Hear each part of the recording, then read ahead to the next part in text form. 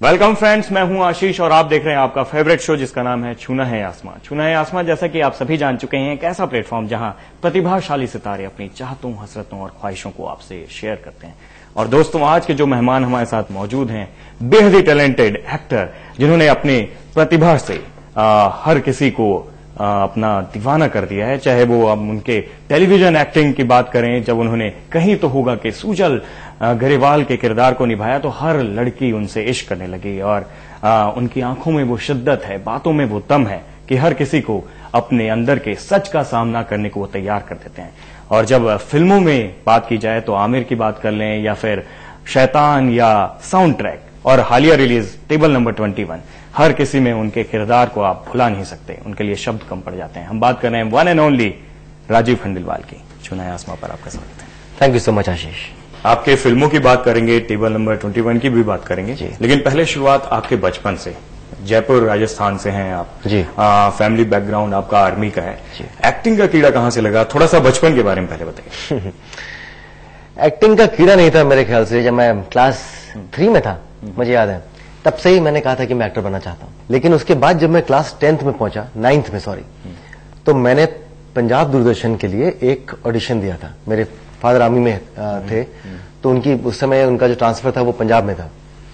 तो मैं वो पंजाब दूरदर्शन में गया और ऑडिशन दिया मैंने और सिलेक्ट हो गया। एक सीरियल था जिसका नाम था नंदू का चिराग, और नंदू का कैरेक्टर मुझे मिला था। लेकिन चूंकि 3 महीने की आउटडोर शूटिंग थी तो मेरे पिताजी ने मना कर दिया कि तुम पढ़ाई करो और इस समय तुम कहाँ ये एक्टिंग में घुसना चाहते हो। वो ऐसा वाकया था जिंदगी में जहां पर मुझे याद है, जब मैंने वो स्क्रिप्ट फाड़ी थी बड़े फिल्मी तरीके से अपने घर के अंदर कि मुझे मौका नहीं मिला लेकिन मैं जिंदगी में कभी तो एक्टर बनकर दिखाऊंगा। वो मुझे एक पहली मेमोरी याद है मुझे, जहां पर मैंने सीरियसली सोचा था कि मैं एक्टर बनूंगा। उसके बाद जब मैं कॉलेज में आया तो फिर वापस वही होता है कि कॉलेज में आने के बाद आपको जब हकीकत से सामना होता है कि यार कैसे पहुंचूंगा बॉम्बे में, किसी को जानता नहीं हूं, कोई मुझे जानता नहीं है, थिएटर का बैकग्राउंड नहीं है, एक्टिंग का ए नहीं मालूम है तुझे। तो फिर कॉलेज में मैंने छोड़ दिया ये ख्याल, और जैसे कि सब लोग फॉर्म भरते हैं MBA के, IIMs के, क्या बोलते हैं, सॉफ्टवेयर इंजीनियरिंग, सब लोग भरते हैं, IAS, मैंने भी सब भरे। और जब सब जगह से इनकार आया, रिग्रेट लेटर्स आए कि माफ कीजिएगा आप नहीं ज्वाइन कर सकते हैं इस साल, तब मैंने सोचा कि यार क्यों नहीं जिंदगी में एक बार कोशिश की जाए अपने सपनों को साकार करने की। उसके बाद अगर आप नाकामयाब भी रहे तब भी कम से कम आपको ये लगेगा कि मैंने कोशिश की थी। नहीं तो रोज सुबह उठकर आप टीवी अपनी शक्ल देखते आईने में और आपको लगता है कि अरे मैं तो उससे भी बेहतर था, मैं तो उससे भी बेटर होता, मैं फिल्मों में ज्यादा छुट्टी कर देता। तो वो सोचकर मैं दिल्ली गया अपने सपनों को पूरा करने के लिए। मैंने कहा फेल होकर आ जाऊंगा लेकिन एक बार कोशिश करूंगा। वो शायद वही एक कोशिश थी जो मुझे आज बॉम्बे में जो ले आई। और टेलीविजन से शुरुआत कैसे हुई? टेलीविजन से शुरुआत ऐसे हुई कि मैं दिल्ली में बॉम्बे में आया था और बॉम्बे में मैं एड फिल्म्स कर रहा था कुछ कभी कभार, और मैं दिल्ली वापस चला जाता था क्योंकि मुझे लगता था कि मुंबई में बहुत ज्यादा पब्लिक है, थोड़ी घबराहट होती थी मुंबई में। हर ऑडिशन में जाओ और आपको कम से कम 500 लोग नजर आते थे, तो लगता था कि मैं कैसे यहां पर अपनी जगह बनाऊंगा। तो मैं दिल्ली चला जाया करता था, और दिल्ली के ऐसे ही एक ट्रिप पर दिल्ली में ऑडिशन चल रहा था, अखबार में आया था कि बालाजी टेलीफिल्म्स अपने एक सीरियल की ऑडिशन कर रहे हैं जिसका नाम कहीं तो होगा था, और एक और दो चार और सीरियल थे। नहीं, मुझे सीरियल का नाम नहीं बताया गया था, सॉरी। मैं वहां गया और मैंने देखा कि पूरा शहर उमड़ा हुआ है, मतलब चाहे वो ऑटो वाले हों, चाहे वो बिजनेसमैन हो, हर आदमी एक्टर बनना चाहता है। तो मैं वहां से निकल रहा था, मैंने कहा मैं नहीं ऑडिशन देता हूँ, ये सब ढकोसला होता है, कुछ नहीं होता है। और फिर मुझे जो ऑडिशन ले रहा था एक लड़का, का नाम विशाल था, उसने मुझे अंदर बुलाया, उसने मेरी शक्ल देखी, उसने बोला कि आप आइए ना। तो मैंने कहा रहने दीजिए, बहुत है पब्लिक। तो उन्होंने बोला नहीं आप ऑडिशन दीजिए प्लीज। तो मैंने ऑडिशन दिया, मुझे एक कैरेक्टर था जिसका नाम सुजल था, तो मैंने उसका ऑडिशन दिया। 4 दिन के बाद में बालाजी से फोन आ गया और उसके बाद टीवी का सिलसिला शुरू हो गया। लग जा गले के फिर हंसी रात हो न हो, शायद फिर इस जन्म में मुलाकात हो न हो, लग जा गले। पहला टेक याद है आपको, कैसा था? बहुत ही गंदा टेक था, पता नहीं उसे अप्रूव कैसे किया। वो टेक पहला था एड फिल्म के लिए। मैंने एक कंघी की एड की थी, वो भी केबल टीवी के लिए। उसमें कुछ मुझे 10 लाइन एक साथ बोलनी थी और मेरी मेमोरी थोड़ी सी अच्छी रहती है, मैं लाइंस नहीं भूलता हूँ, एक्सप्रेशन भले ही भूल जाऊं। तो मुझे याद है कि वो टेक मैंने जब दिया तो वो 10 लाइन मुझे बोलनी थी, मैंने तोते की तरह से वो लाइंस बोल दी। उन्हें कोई मतलब नहीं था ज्यादा कि केबल टीवी की ऐड थी, चलो 10 लाइन एक साथ बोल दी इसने, ओके टेक, 5,000 रुपए मुझे दिए, बाहर निकल आया। लेकिन वो टेक हमेशा याद रहेगा मुझे, क्योंकि मुझे खुद को मालूम था कि मैंने बहुत ही बकवास टेक दिया है, लेकिन एनीवे उस टेक ने मुझे 5,000 रुपए दिलवाए थे। कहीं तो होगा की बात करते हैं, क्योंकि उसके बिना इंटरव्यू अधूरा रहेगा हमारा। कैरेक्टर जो था सुजल गरेवाल का, जैसा कि मैंने पहले ही बताया था, हर लड़की जो थी वो उस समय आपके प्यार में हो गई थी, इतना ज्यादा उस कैरेक्टर से प्यार हो गया था हर कोई। वो गहराई, वो शिद्दत कहां से लेके आते हैं उस कैरेक्टर में जो लेकर आए थे? देखिए, मुझे ऐसा लगता है पहले तो कि वो जो मोहब्बत लोगों की मुझे मिलती है या मिली थी, कहीं तो होगा, मैं खासकर उसमें मेरा योगदान शायद कम था। मेरे ख्याल से उस किरदार को ज्यादा लोग पसंद करते थे। मैंने उस कैरेक्टर को प्ले किया था, उस किरदार को प्ले किया था। शायद कहीं मैं ऐसा मानना चाहूंगा कि वो मुझ पर सूट हो गया था। आप मुझे अगर बोलें कि ये चलिए रोल है जो आपको समझ में नहीं आ रहा, कर लीजिए, हम आपको इतने फलाना करोड़ रुपए देंगे, मुझसे नहीं होगा। और मेरी शक्ल पर साफ नजर आ जाएगा आपको कि ये अनकंफर्टेबल है या ये करना नहीं चाहता। तो चूंकि मेरा पहला शो था, कहीं ना कहीं कैरेक्टर इतना इंटेंस भी था कि वो मेरे अंदर घुसता गया।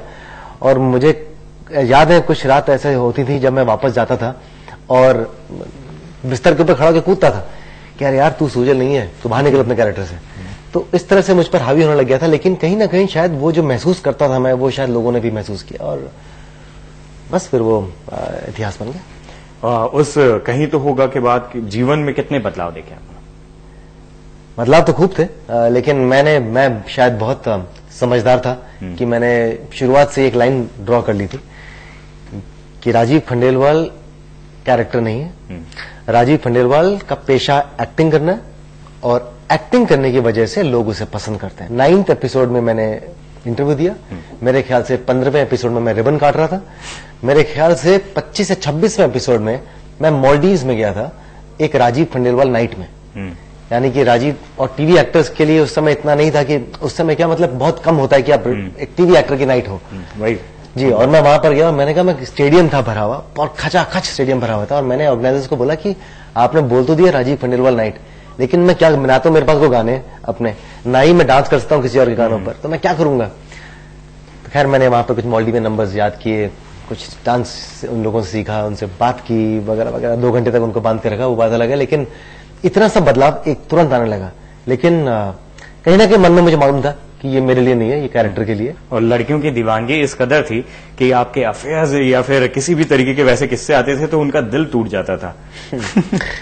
लड़कियां मेरे ख्याल से बहुत इमोशनल होती हैं और बहुत कॉन्फिडेंट होती हैं, बहुत सेंसिटिव भी होती हैं। मैंने अपने इस पूरे करियर में देखा है कि जितने भी मैं शोज में जाता हूँ, इवेंट्स में जाता हूँ, वहां पर सिर्फ लड़कियां होती हैं जो खड़े होकर बोलती हैं, Rajiv can I come and hug you. और बहुत क्लियर, मतलब ऐसा नहीं होता कि उनके दिमाग में कोई गंदगी हो या कुछ हो, वो बिल्कुल खड़े होकर आपको बोल सकती हैं और बहुत कॉन्फिडेंटली आती हैं और बोल के चली जाती हैं। और रही बात उनके दुखी होने के कि मेरा कोई अफेयर चल रहा है या ऐसा कुछ है, तो कहीं ना कहीं आई थिंक उस कैरेक्टर को हर लड़की ने अपना एक ड्रीम मैन बना लिया था या समझ लिया था। और मैं हमेशा उनसे गुजारिश करता था कि देखिए, मैं राजीव हूं, मैं सुजल नहीं हूं, मुझ में बहुत खामियां होंगी क्योंकि आप मुझे जानती नहीं है, तो मुझ में बहुत खामियां होंगी। सुजल आपका ड्रीम मैन है, आपका ख्वाबों का इंसान है, ख्वाबों का राजकुमार है, और वो मैं बिल्कुल भी नहीं हूं। लेकिन कहीं ना कहीं शायद लड़कियां बहुत इमोशनल होती हैं जी। और इस लवर बॉय इमेज से अलग हटके आपने उसके बाद टेलीविजन पे काफी कुछ एक्सपेरिमेंट किया, चाहे वो सीआईडी की बात करें या फिर सीआईडी तो मैंने 4 एपिसोड किए थे। बहुत ही रिक्वेस्ट मेरे पास आई थी कि आप प्लीज, शिवाजी साटम जो कि फेस है उस शो के, उन्होंने कहा था, हम कुछ 7वां या 8वां साल पूरा कर रहे थे, और बीपी सर ने मुझे आगे कहा कि राजीव, मैं चाहता हूं कि आप शिवाजी सर को रिप्लेस करो 4 एपिसोड के लिए, स्पेशल एपिसोड, एक कैमियो करो। मैंने किया था, वो इनफैक्ट लोगों को पसंद भी आया था बहुत। अजीब सी, मतलब मेरा कोई प्लान नहीं था करने का, लेकिन सिर्फ बीपी सर बहुत सीनियर है, शिवाजी सर बहुत सीनियर है, तो मैंने वो किया था। उसके बाद मैंने लेफ्ट किया। आर्मी, मेरा बैकग्राउंड आर्मी से है, तो इसलिए मैं चाहता था कि मैं आर्मी की यूनिफॉर्म पहनूं, और उस यूनिफॉर्म को पहनने सख्त से आर्मी में आप वहां पर दिखाई। मैंने बहुत अगेन, जैसा कि शिद्दत की आपने बात की थी, बहुत शिद्दत के साथ मैंने कोशिश की थी कि मैं उस कैरेक्टर को प्ले करूं, और काफी पॉपुलर हुआ था वो शो। मैं जानता हूं नैना कि तुम्हारी जंग इस सिस्टम के साथ है, लेकिन पानी में रहकर मगरमच्छ से बैर तब लिया जाता है जब हाथ में चाकू हो मगर का पेट फाड़ने के लिए, है ना? ये लोग चाहते हैं कि तुम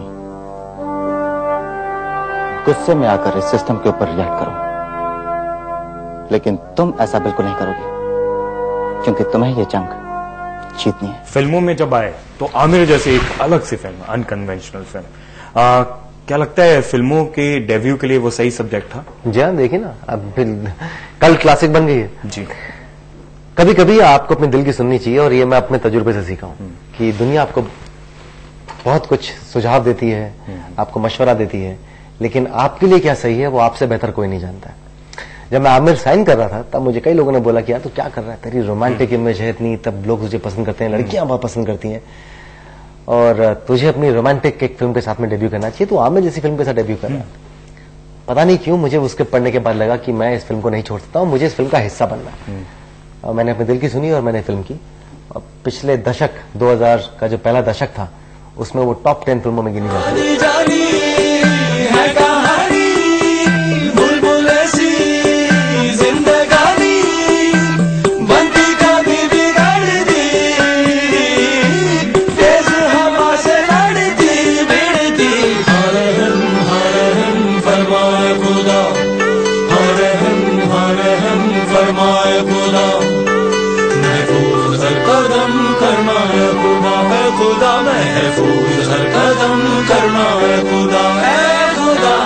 बातें आपसे खूब हो रही हैं और होती रहेंगी।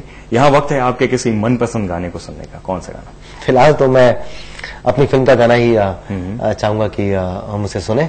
एक फिल्म का गाना है, बहुत ही खूबसूरत गाना है जो गजेंद्र वर्मा ने गाया है, और वाकई में खूबसूरत है, इसलिए नहीं कि मैं मेरी फिल्म का गाना है।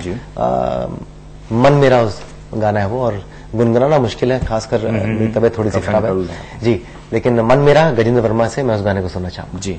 तो दर्शकों के लिए राजीव खंडेलवाल साहब का ये फेवरेट गाना। कभी चुप चुप रहे, कभी गाया ये करे, बिन पूछे तेरी तारीफें सुनाया ये करे, है कोई हकीकत तू या कोई फसाना है, कुछ जाने अगर तो इतना के ये तेरा दीवाना है रे मन मेरा, माने ना मन मेरा। दोस्तों, हमारी बातचीत बेहद ही टैलेंटेड एक्टर राजीव खंडेलवाल से छूना है आसमां पर जारी रहेगी। आप कहीं मत जाइएगा।